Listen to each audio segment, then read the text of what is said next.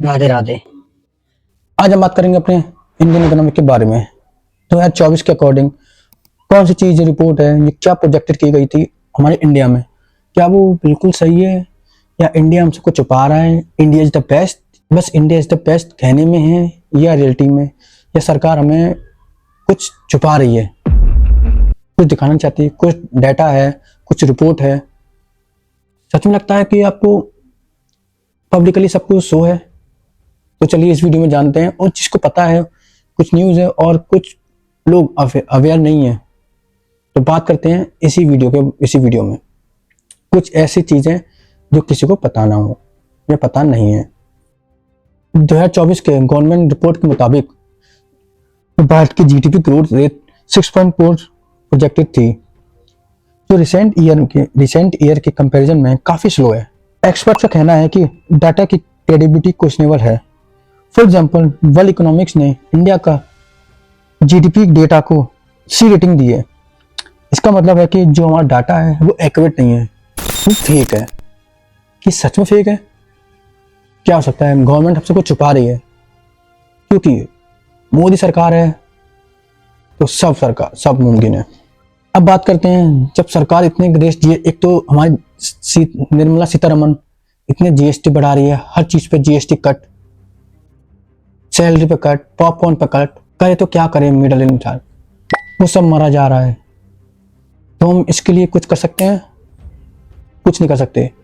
जब तक गवर्नमेंट कुछ नहीं चाहेगी, कुछ देना नहीं चाहती मिडिल क्लास को, या वो उसी को अमीरों को अमीर बनाती रहेगी, अमीरों को अमीर बनाती रहेगी, गरीब को गरीब बनाती रहेगी, क्या फायदा? इसी चीज में सबसे बड़ा चीज होता है इन्फ्लेशन।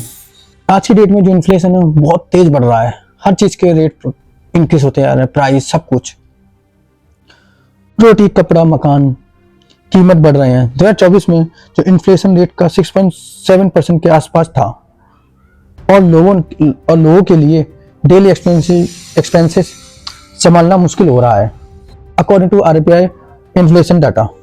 ये देखिए आप। फिर बात करते हैं अनएम्प्लॉयमेंट, जो इंडिया में भर भर के भरी हुई है। एजुकेटेड सबसे ज़्यादा अनएम्प्लॉयमेंट है, क्योंकि स्किल्स ही नहीं है। स्किल्स क्यों? स्कूल में सिखाया जाता है कि मार्क्स ले आओ, बस मार्क्स डिपेंड करो, स्किल्स कोई शो नहीं करता। डाटा सजेस्ट करता है कि भारत में अनएम्प्लॉयमेंट बढ़ रहा है, पर ग्राउंड रियलिटी अलग है। बिग इकोनॉमिक जॉब्स जैसे डिलीवरी बॉयज और कॉन्ट्रैक्ट वर्कर्स एम्प्लॉयमेंट बढ़ा रहे हैं, लेकिन इन जॉब्स की सिक्योरिटी और सैलरी उतनी स्ट्रांग नहीं है जितने एक मिडिल क्लास अपने फैमिली को या अपने फुलफिल विशेष को अपने कंप्लीट कर सके। या फिर एक जी रेड ट्रैप है, तो एक ही चीज़ में फंसते जा रहे हैं सर्कल में लाइफ में। वो अपनी इच्छा को मार रहे हैं, अपने बच्चे की फीस नहीं भर पा रहे हैं। तो ये चीज़ ज़रूरी नहीं है। इंडिया में अनएम्प्लॉयमेंट बहुत ज़्यादा है। अब बात करते हैं rural economic Challengers. Rural India जो हमारी इकोनॉमिक्स का सब बेस है, अभी स्ट्रगल कर रहे हैं। एमएसपी रिफॉर्म्स और फार्मिंग पॉलिसीज को लेकर काफ़ी डिबेट्स हो चुकी हैं, लेकिन एक्चुअल इम्पैक्ट ग्राउंड लेवल पर लिमिटेड है। Source economic times agriculture. ये देखिए डाटा। सरकार के स्कीम जैसे make in India, PLI, production linked incentive और डिजिटल इंडिया बहुत एमबीएस है, लेकिन रिपोर्ट्स ये दिखाती हैं कि मैन्युफैक्चरिंग सेक्टर सिर्फ 17 और 18% जीडीपी कंट्रीब्यूट करता है, जबकि गोल 25 का है, 25% का है। तो ये हमसे रिपोर्ट छुपाई क्यों जाती हैं? रियल रिपोर्ट्स हमें पता ही नहीं होती।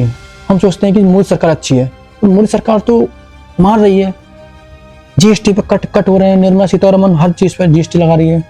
क्या ये सही है? मैं तो कह रहा हूँ जो निर्मला सीतारमन है अपनी बीजेपी को ले डूबेगी एक दिन। यहाँ जीएसटी कट रेट बढ़ाओ, वहाँ मोदी सरकार की गिराओ। जीएसटी कट, मोदी सरकार कट। मैं तो कह रहा हूँ कोलाइड हो जाए दोनों। Rising debts. अब बात करते हैं राइजिंग डेब्ट्स, जो इंडिया में बढ़ता जा रहा है। इंडिया का फिस्कल डेफिसिट जीडीपी के 6% के आसपास है। ये लोन्स लेके चल, और अगर ये ट्रेंड कंटिन्यू हुआ तो इकोनॉमिक पर काफी प्रेशर पड़ सकता है। ग्लोबल टेंशन हो सकता है। Russia Ukraine war and China के ट्रेड रिस्ट्रिक्शन के इंडिया की एक्सपोर्ट ओरिएंटेड इंडस्ट्री पर नेगेटिव इंपैक्ट हो रहा है।